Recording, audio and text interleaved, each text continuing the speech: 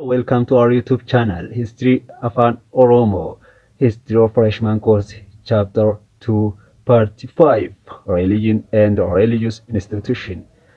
Under this topic, what is religion institution?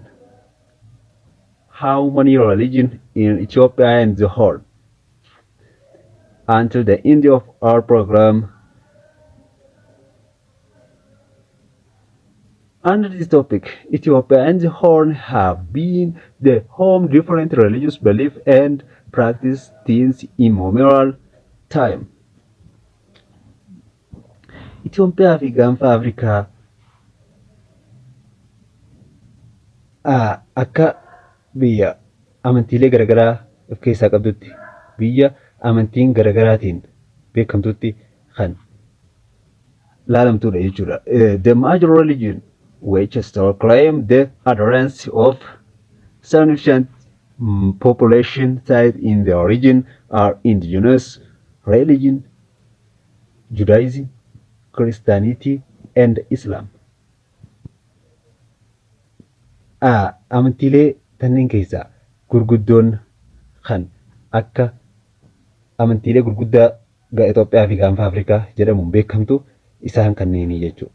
Kanfaa jechuudha kan uummanni harki guddaan hordofan amantiilee indigenous religionii, Judaismii, Kiristaaniitii fi Islaamaa jechuudha.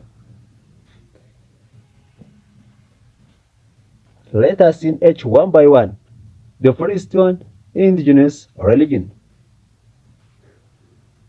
Under this subtopic, indigenous religion are practiced only within a given culture and they have been native to that region since ancient time. Indigenous religion jechuun maanu amantii hundeensi biyya kanaa keessaa ka'ee kanuma asumatti warreen dhalataniin yookaan jiraattota biyya kanaatiin hordofamu jechuudha. Indigenous religion jechuun maanu jechuudha. Uummata biyya kana qofa keessaatiin isiin naatiividha. Uummanni naatiividha jechuudha. Yeroo duraa ka'ee hanga ammaattillee akkasitti hordofamaa jiru indigenous religion jennaani. It includes the variety of beliefs and practice indigenous to the region. Kunis amantii garaagaraa kan of keessaa qabudha. Akkasuma practice indigenous to the region. Naannolee kana keessatti akkaataa inni itti godhamulleen akka garaagaraa kan of keessatti qabatee jirudha indigenous religion kana jalatti jechuudha. Maaliif gaa uummanni garaagaraa amantiilee garaagaraa qaba. Kun hundi indigenous religion jedhama waan ta'eef. Pre-Christian Aksum. Pre-Christian Aksum borrowed gods from ancient Greek and the Sabian civilization. Aksum osoo kiristaanummaan hin dhufiniin duratti gooftaa isaanii kan ancient Greek irraa yookaan Greek durii irraa liqeeffatanii yookaan isaan irraa fudhatanii jechuudha gabbaraa turan. Isaan qotanii yookaan isaan hordofanii jechuudha. And the Sabian civilization, Sabian civilization keessatti jechuudha. Qarooma sabaa keessatti illee kan akkasii godhamaa turedha jechuudha. They paid tribute to Sabian god. Isaan kan kaffaltii kafalan Sabian gadiidhaaf. Gooftaa Sabiyaanii kan ta'e Mahram kan jedhamu. Sabian god was known as Mahram or the god of war and major, middle, or the god of the earth. Mahram jechuun egaa gooftota hedduudha beekas keessatti gooftota baay'eetitu gabbarame jechuudha. Amantiilee indigenous keessatti namuu gooftaa isaa uuma fedhee gooftaa kiyya jedhee kan fudhatu akkuma silaa isaaf fudhatamee itti amanetti jechuudha. Kunis egaa namutu haguma gara gooftaa isaatti jabaa akka waan eegumsi isaaf jabaatti kan ilaalu waan ta'eef gaadii Mahram kan jedhamutti god of war jedhanii isa akkaan kan itti gabbaraa turanidha. Akkasuma and the major kana god of earth kan jennuun kana akkasumatti kan gara biraatiin itti waaqeffataa turanidha jechuudha. Also they acknowledge Greek gods Ares or god of war and Poseidon or God of the sea jechuudhaan kana adda addatti jechuudha. Gooftota baay'eedha waan ta'eef amma fakkeenyaaf gooftota isaanii keessaa yoo lakkoofnu Maharam, God of War, Major, God of Earth, Ares, God of War, Poseidon, God of Sea. Akkana kanatti gooftota baay'ee kan gabbaraa ture indigenous religion keessatti jechuudha. Indigenous religion gooftota baay'ee kan qabu irra baay'een isaanii jechuudha. And so different community of Ethiopia and the Horn also had beliefs in smaller details as well as some supernatural power, usually symbolized by either the sun or the sky. Ummanni garagaraa yookaan hawaasa garagaraa Itoophiyaa fi gaanfa Afrikaa kana keessa jiraatan kan gooftota xixiqqoo fi suppernaachuraalii yookaan kan waliigala jedhanii kan isaan waaqeffatan kan akkasii waaqeffatu baay'eedha jechuudha. Egaa kana jechuun gooftaa xixiqqoo jechuun gooftota gara gooftaa guddaatti yookaan suppernaachuraal foorsiitti karaa nuuf ta'an yookaan garas nu geessan jechuudhaan kan isaan waaqeffatan jechuudha. Gooftota manatti fa'aa tolfatanii yookaan hawaasni tokko fa'aa walii qabaatanii jechuudha. Haala saniin akkasitti kan hojjetanii ittiin waaqeffatanidha. Supernatural power usually symbolized by either the sun or the sky. Akka mallattoo aduu fi samii kanatti kan isaan fakkeessanii kan gabbaraa turanidha jechuudha. People of indigenous religion also our special reverence to their ancestor. Ummanni indigenous religion kun jechuudha. Kunis gaa reverence to their ancestor akkanumatti jechuudha dhalootatti kan walirraa daddabarsaa dhufanidha. Kunis gaa amma haala asii gadii kanatti bal'inaan kan wal ilaalu ta'a. The follower of traditional religion believe that their supreme deity is the creator. Follower of traditional religion.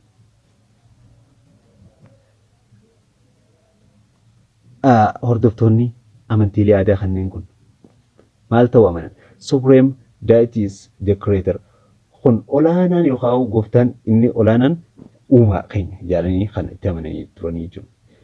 A distinctive mark of indigenous religion is belief in some supreme being, but special power are attributed to natural phenomena considered sacred. A distinctive mark of indigenous religion, belief in one supreme being, but special power are attributed to natural phenomena considered sacred.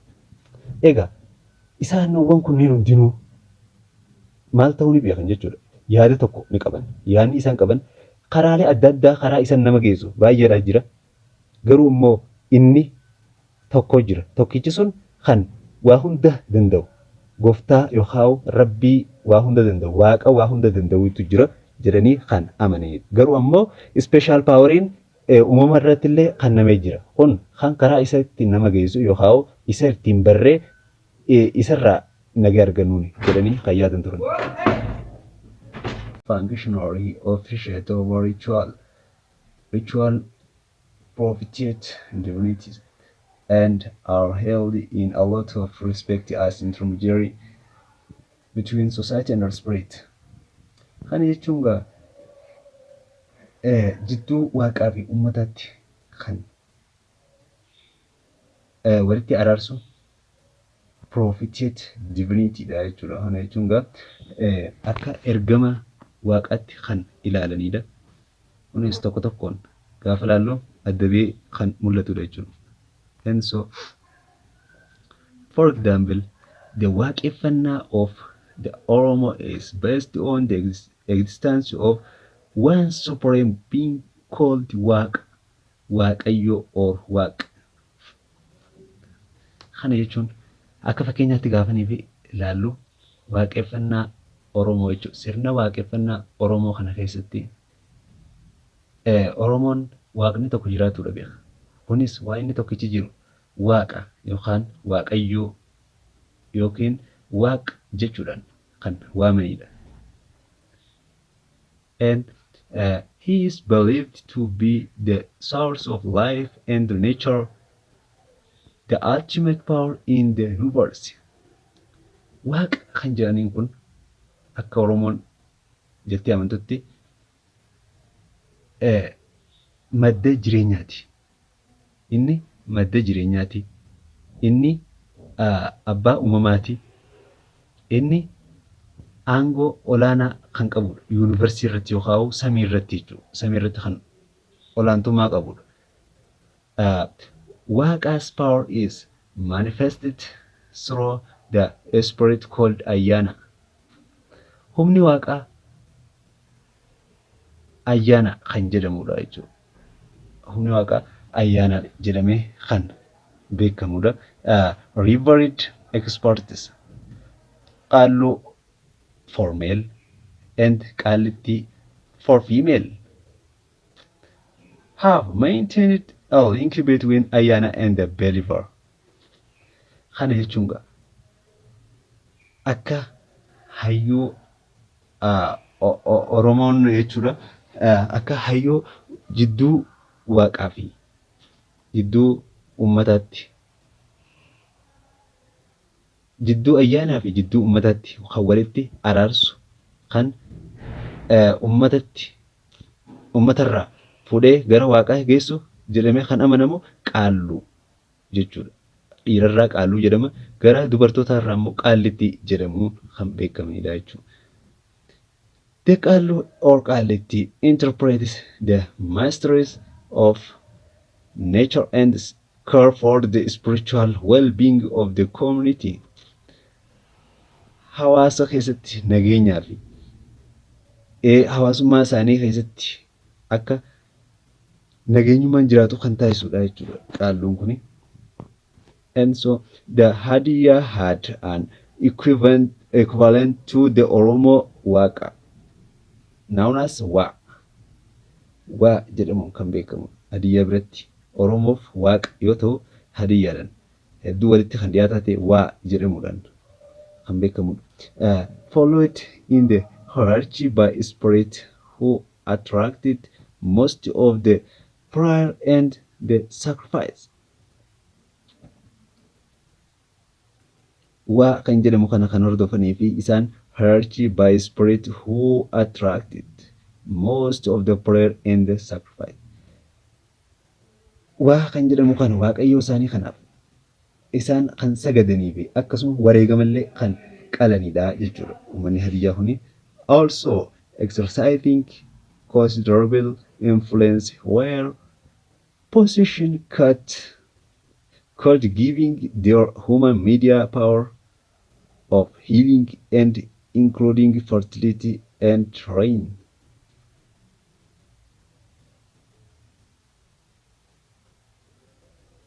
Egaa akka isaan itti yaadanitti jechuudha. Also exercising considerable influence where possession called giving their human media power of healing and including fertility. The Kambata have religious official known as Magnanko. Magnanko or Magnanna, Goddess people. Kambatan is religious official in isi Magnancho jedhamti yookaan Magnanna lee kan jedhan ni jedhama jechuudha. Goddess people jechuudha. Gooftaa uummataa jechuudhaan kan waamamu.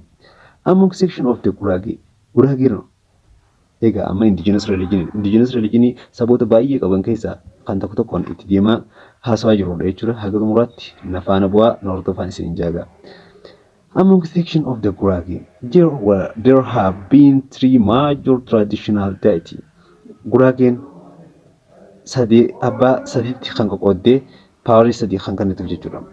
Kun jechuun the Waaq fakkeenya Oromoo Waaq yookaan Waaqa yookaan Waaqayyo jedhamuun kan beekamu kennetti kunillee super natural jechuudha. Sovereign deitiin isaanii Waaq jedhamuudhaan kan beekamu jechuudha. And the Buddha jechuun God of Thunder jechuudha. And the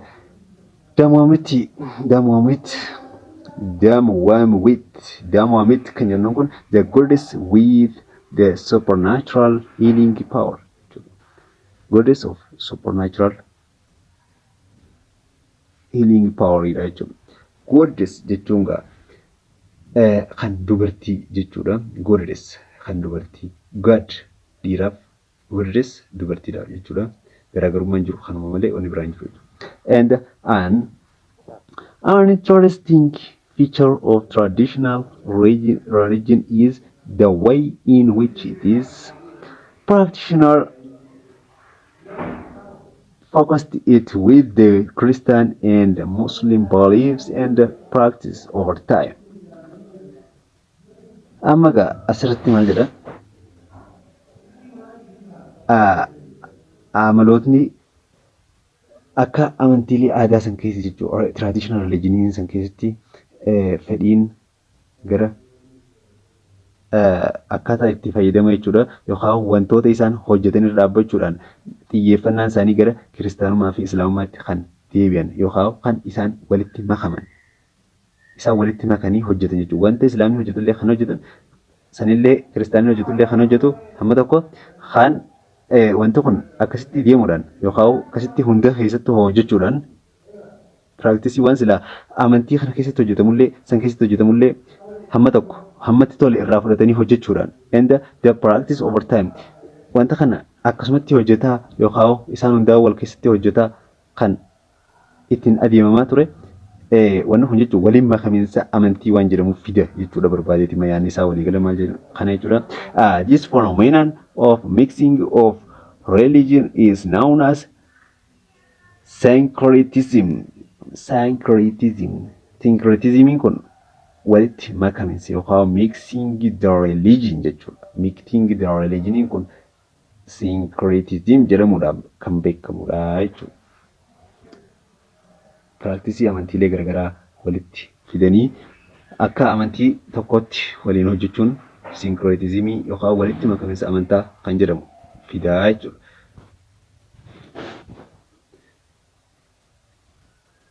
And also Judaism,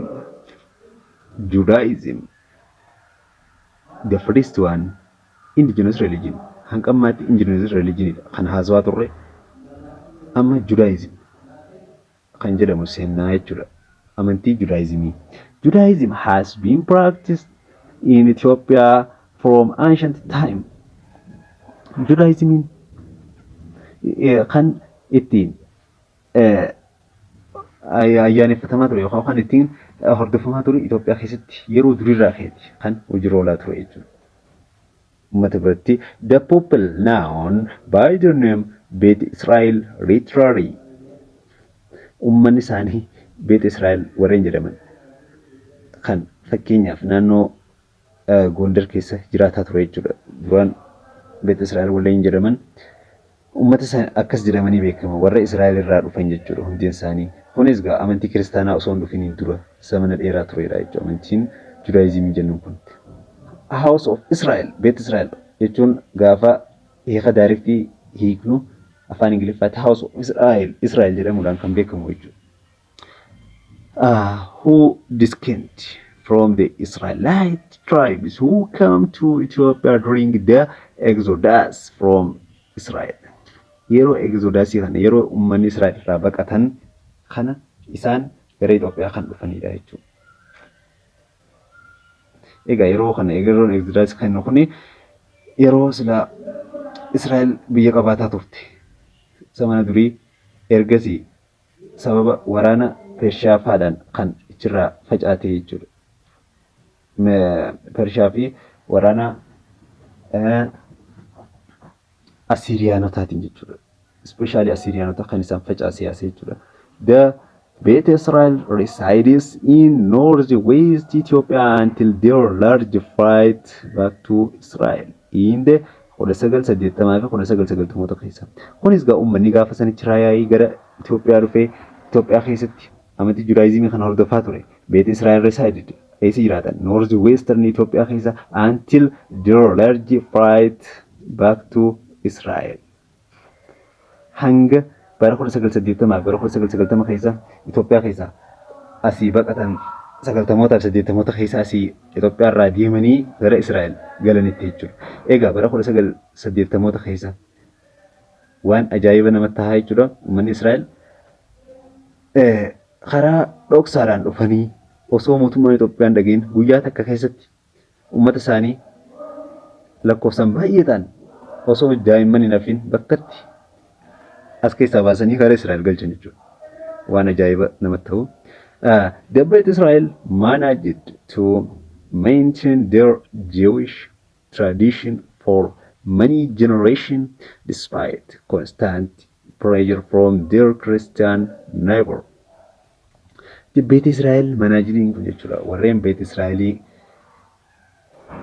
managed to maintain their Jewish tradition for many generations despite constant pressure from the Christian neighbor. Kunis gaa dhiibbaan kan irra gahu warreen kiristaana ollaa isaanii irraa kan jiraatan ammoo isaan warreen jiwishootaati jechuudha. Jiwishoonni amantiilee tiraadishinaalii isaanii yookaan warreen Yahudootaa kun amantii tiraadishinaalii isaanii kan gaggeeffatan yoo ta'u garuu dhiibbaan infulensiin guddaan gara kiristaaniitii kan dhufe irra caalaansi gara kiristaanummaatti piraktisiin isaanii akka malee walitti dhiyaatudha jechuudha. Wanni isaan hojjetan wanni kiristaanni hojjetu hedduu walitti dhufaadha jechuudha.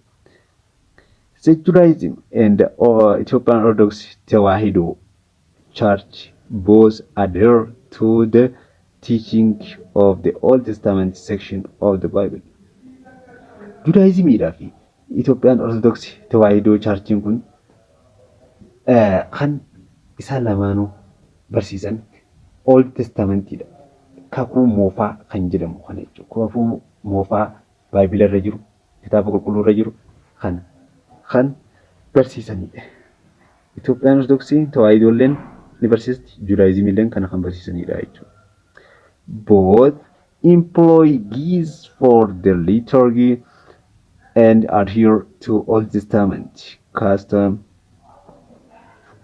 Isaan lamaan Old Testament irra dhaabbatanii kan waan achi keessatti barsiifaman itti hojjetanidha. Similar in appearance, symbolism, behavior and the hierarchy of their priests. Haala wal fakkaataadha jechuudha. Haalli isaan ittiin mallattoo isaanii leenjisu, symbolismiin isaanii, behavioriin isaanii, hierarchy of their priests isaanii hedduu walitti dhufeenya qaban. Kiristaanummaa fi Judaismiin hedduu wal simuudha jechuudha. The Beit Israel, however, clung persistently to Judaic ritual and doctrine. Beit Israeliin kun Judaic ritualii fi doctrinesin isaanii Judaic ritualii jechuudha. There are currently only a few Jews left in Ethiopia.